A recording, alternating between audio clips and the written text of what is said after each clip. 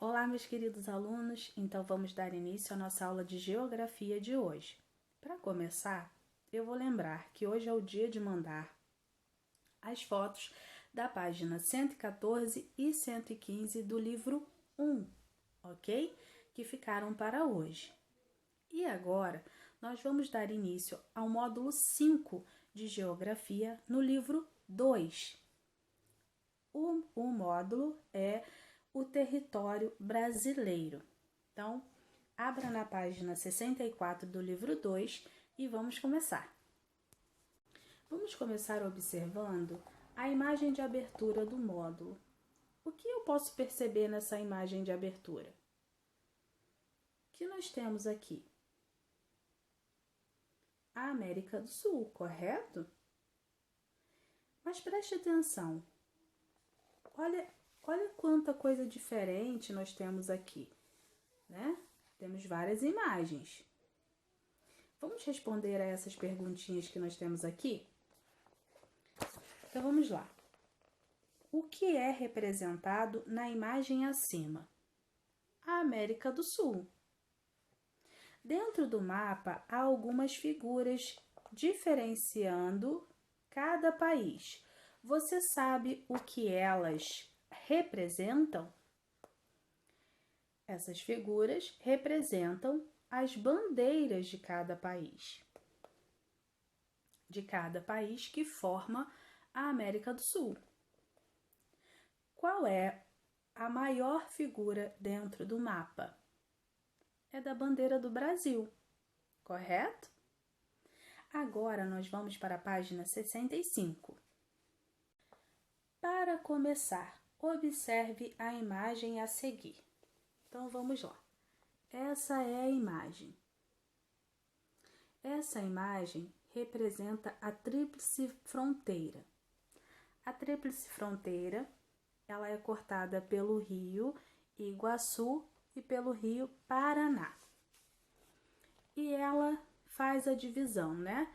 Do Brasil, do Paraguai e da Argentina.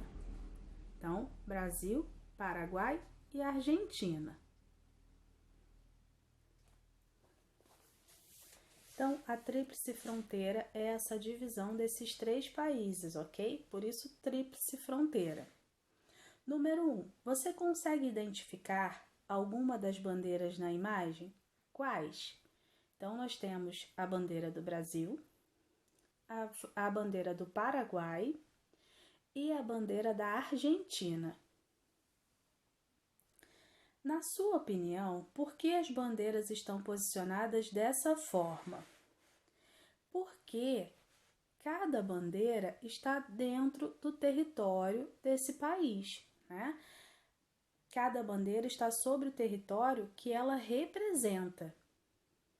O Brasil, onde está a bandeira do Brasil, esse pedaço de terra pertence ao Brasil. Aonde está a bandeira do Paraguai é o pedaço de terra que pertence ao Paraguai, e o pedaço de terra onde está a bandeira da Argentina, essa terra pertence à Argentina, ok? Número 3. Em que lugar essa fotografia está representando? Ela está representando o lugar de fronteira entre esses países. E número 4, você sabe se o seu estado ou município localiza-se em uma área de fronteira com algum país? Se sim, qual? Na verdade, o nosso estado não faz fronteira, a área do nosso estado não faz fronteira com nenhum país. Porque, vou usar aqui o mapa da primeira da imagem de abertura.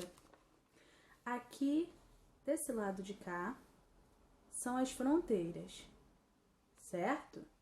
Só que o Rio de Janeiro está por aqui. Então, nós estamos do outro lado das fronteiras. Então, vamos para a página 66. Para aprender limites e fronteiras.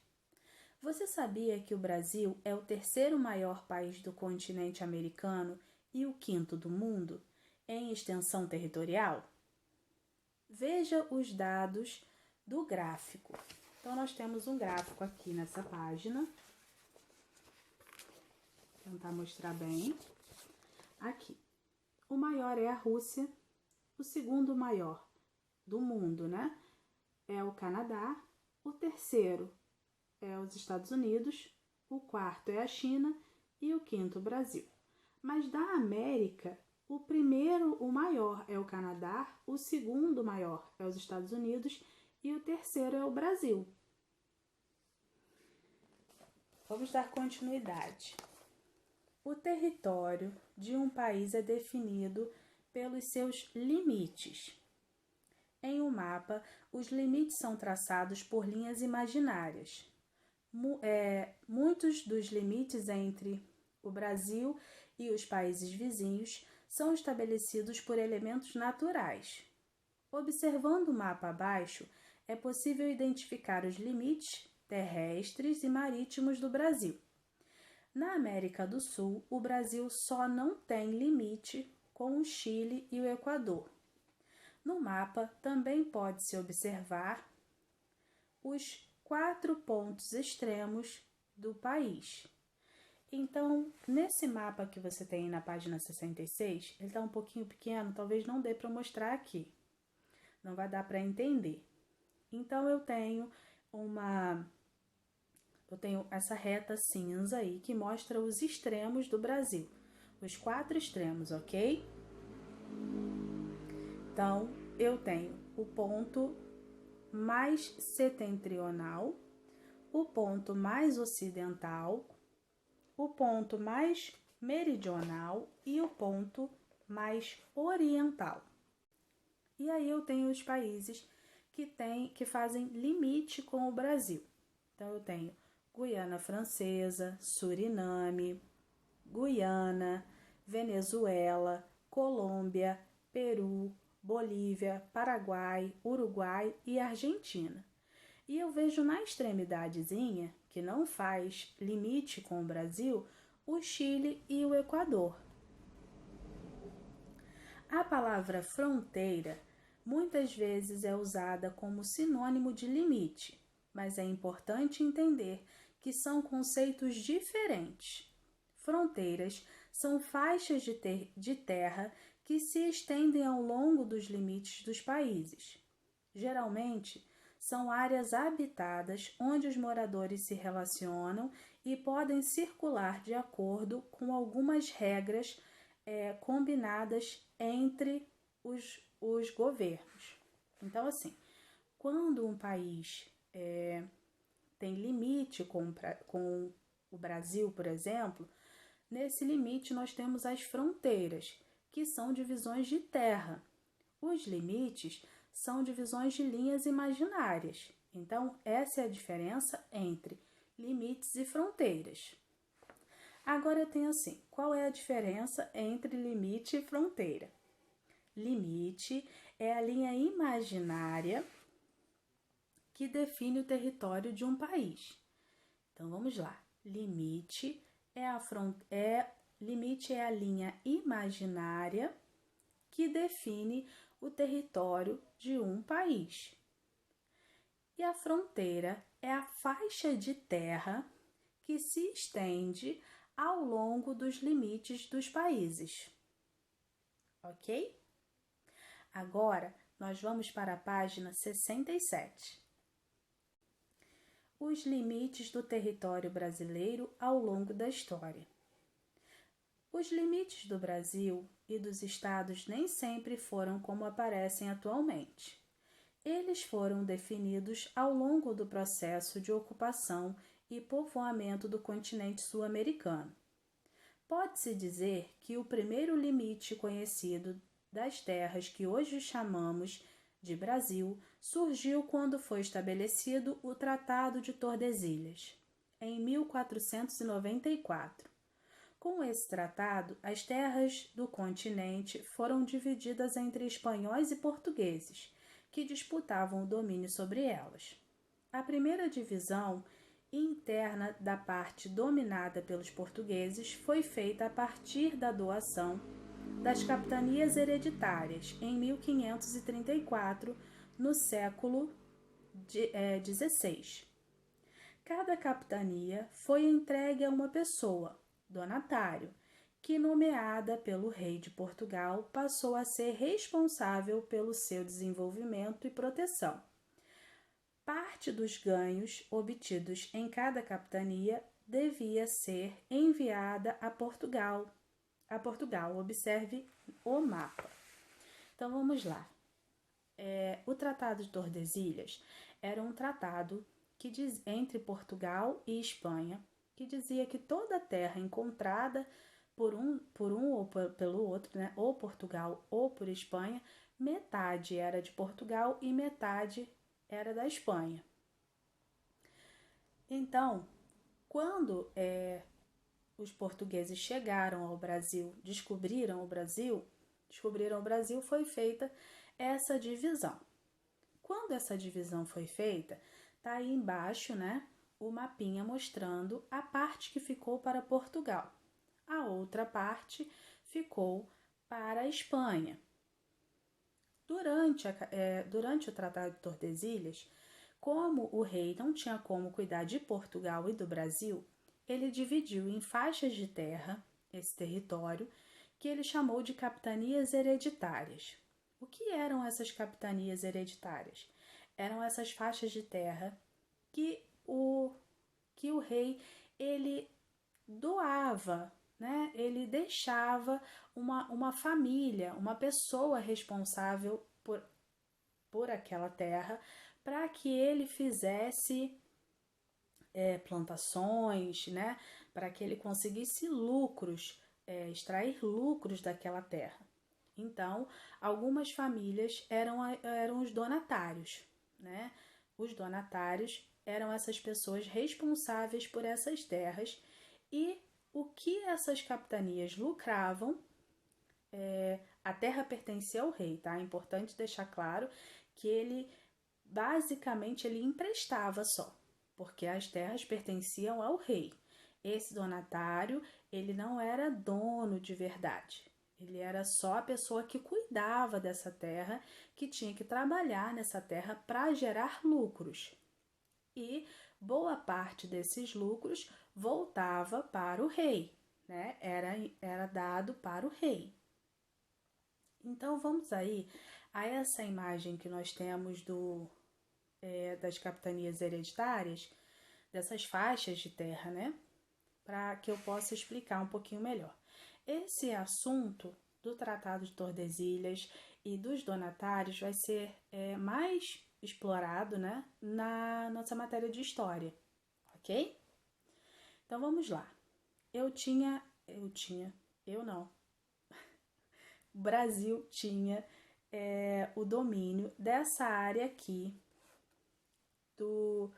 das terras brasileiras, né, que hoje é o Brasil.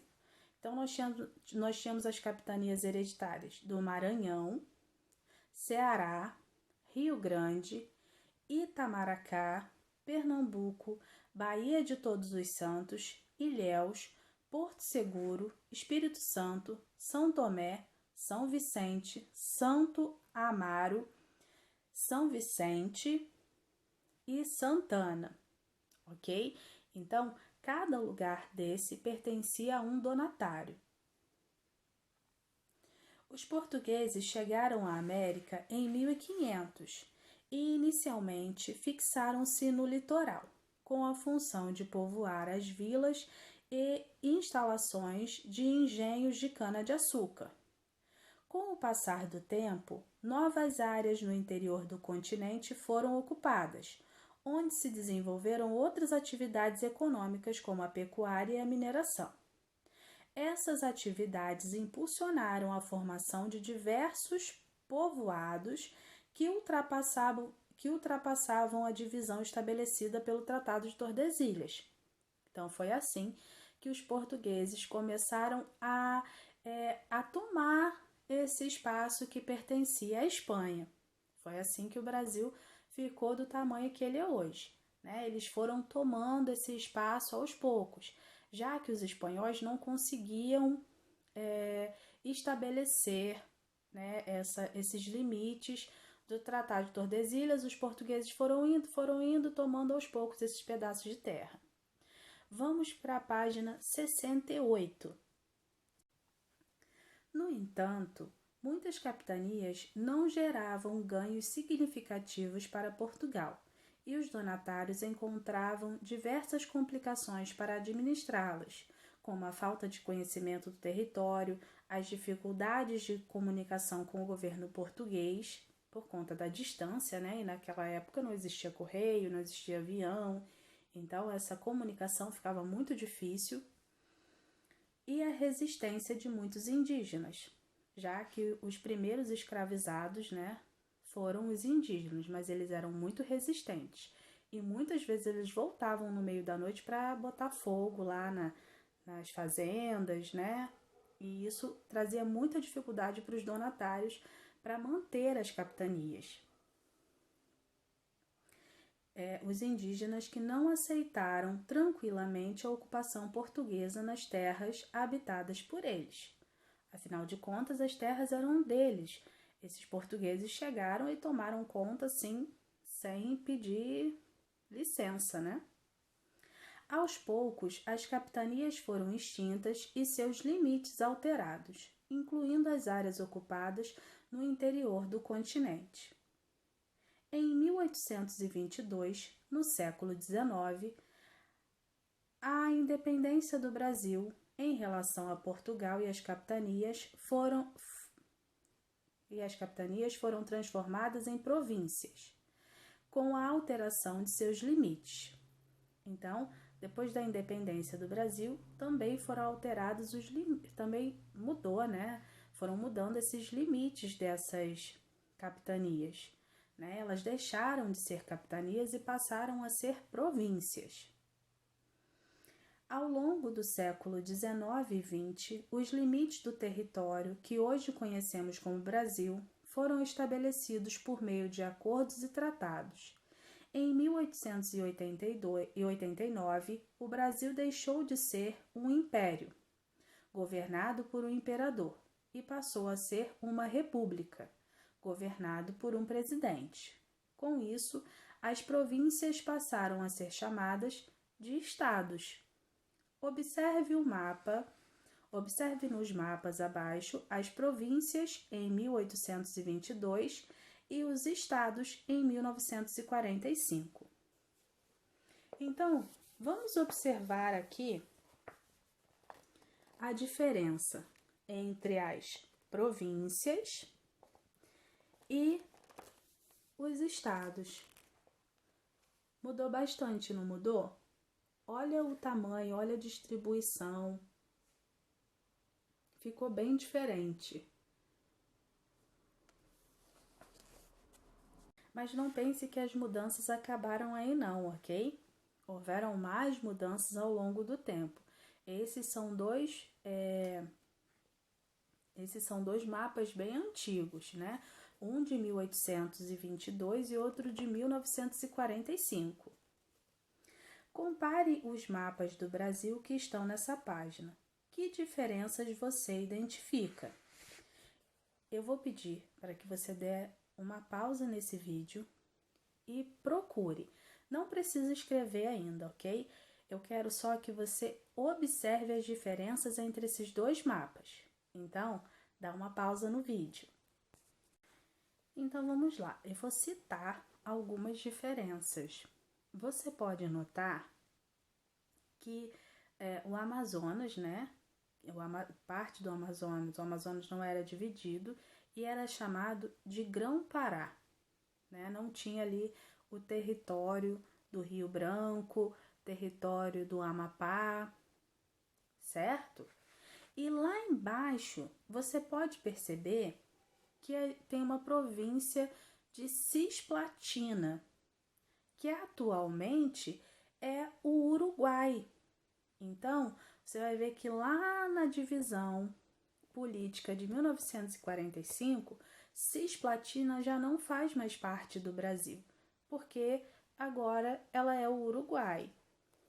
Pernambuco diminuiu, São Paulo também diminuiu, a Bahia aumentou de tamanho, surgiu o Paraná, entre outras mudanças.